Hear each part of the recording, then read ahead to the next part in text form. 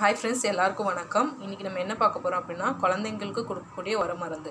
இது வந்து பிறந்த குழந்தையிலேருந்து 3 மாதம் வரை உள்ள குழந்தைக்கு வந்து இந்த உர மருந்து வந்து நீங்கள் கொடுக்கலாம்.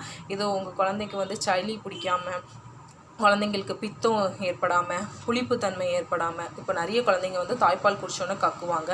அந்த மாதிரி குழந்தைங்களுக்குலாம் இந்த மாதிரி வர மருந்து கொடுக்கலாம். நான் ஃபஸ்ட்டு வந்து என்ன சொல்கிறேன் அப்படின்னா, 1 வயசு மேலே உள்ள குழந்தைங்களுக்கு வந்து இதில் எவ்வளோ குவான்டிட்டி எடுத்து வர மருந்து கொடுக்கணும் அப்படிங்கிறத வந்து நான் ஃபஸ்ட்டு சொல்லிடுறேன். ஃபஸ்ட்டு வர மருந்துக்கு தேவையான பொருள் எல்லாம் பார்த்துடலாம். வெத்தலை வேணும். அப்புறம் வந்து ஓமம், அப்புறம் வந்து மிளகு, பூண்டு, சுக்கு, அப்புறம் வந்து பெருங்காயம் கட்டினாலும் யூஸ் பண்ணிக்கலாம், இல்லை பெருங்காயம் பொடினாலும் யூஸ் பண்ணிக்கலாம். இதுதான் வந்து உர மருந்துக்கு வந்து தேவையான பொருட்கள். சரி, இது வந்து எவ்வளோ குவான்டிட்டி வந்து 1 வயசு மேலே உள்ள குழந்தைங்களுக்கு வந்து எவ்வளோ குவான்டிட்டி எடுக்கணும் அப்படிங்கிறத வந்து நான் இப்போ உங்களுக்கு சொல்கிறேன். நான் 2 வெத்தலையில் உள்ள காம்பு எடுத்து வச்சுருக்கேன்.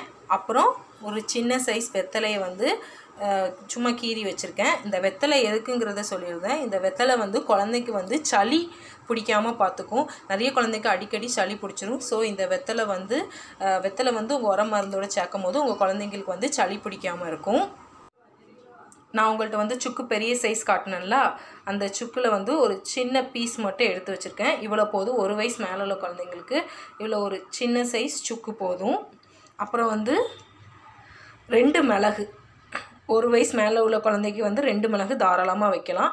உங்களுக்கு ரொம்ப காட்டம் வந்து உங்கள் குழந்தைக்கு நீங்கள் கொடுத்தே பழக்கம் இல்லை அப்படின்னா 1 மிளகு நீங்கள் வச்சுக்கோங்க, சரிங்களா? அப்புறம் வந்து ஒரு பெரிய பல் பூண்டு வந்து ஜீரண சக்திக்கு, அவங்களுக்கு என்ன சாப்பிட்டாலும் ஜீரண சக்திக்கு, அப்புறம் நிறைய பசி உணர்வு ஏற்படுத்துறதுக்காண்டி இந்த வந்து பூண்டு, ஒரு பெரிய பல் பூண்டு எடுத்துக்கோங்க. பூண்டு ரொம்ப போடாதீங்க, அது குழந்தைக்கு ரொம்ப காட்டமாக இருக்கும். ஸோ ஒரு பெரிய பல் பூண்டு எடுத்துக்கோங்க.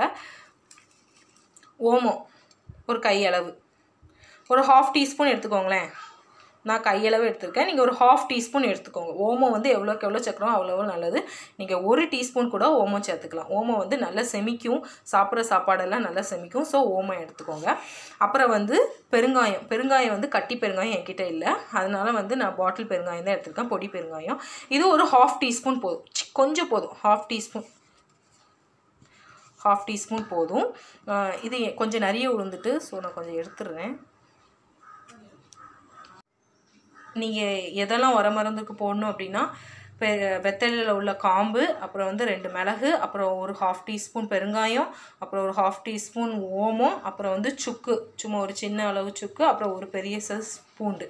அவ்வளோதான். இதை போட்டு நீங்கள் உர மருந்து அரைச்சி எடுத்துகிட்டு தான். இதை மிக்சியில் போட்டு அரைக்கலாம். 1 வயசு மேலே உள்ள குழந்தைங்களுக்கு அப்படி இதை விழுதோடு கொடுத்துடலாம். இல்லை உங்களுக்கு விழுதோடு கொடுத்து பழக்கம் இல்லை அப்படின்னா இதை நல்லா அரைச்சி இதில் ஜூஸை மட்டும் எடுத்துக்கொடுங்க. நான் 1.5 வயசு குழந்தைக்கு கொடுக்க போகிறதுனால நான் ஃபுல்லாக வந்து அரைச்சி நான் அப்படியே விழுதோடையே என் குழந்தைக்கு வந்து கொடுத்துருவேன். ஸோ நீங்கள் வந்து இப்படி உர மருந்து அரைச்சி பாருங்கள். இது குழந்தைங்களுக்கு வந்து சளி எந்த ஒரு தொந்தரவுமே ஏற்படாமல், பித்தம் அப்புறம் புளிப்பு தன்மை எதுவுமே ஏற்படாமல் இருக்கும். ஸோ இதை நான் அரைச்சிட்டு எப்படி இது பண்ணணும்னு காட்டுறேன். இப்போ அரைக்கிறது நான் எதில் வச்சு அரைக்கிறேன் அப்படின்னா, அதையும் நான் இந்த உரலில் பின்னாடி வச்சு இப்படி அரைச்சிடுவேன். கொஞ்சம் தட்டிட்டு அப்படி கொஞ்சம் தண்ணி ஊற்றி அரைச்சிடுவேன். நீங்கள் வந்து மிக்சிலனாலும் அரைச்சிக்கோங்க, பிரச்சனை கிடையாது. நான் அரைச்சிட்டு எப்படி இருக்குன்னு காட்டுறேன். உர மருந்து அரைச்சி வச்சாச்சு.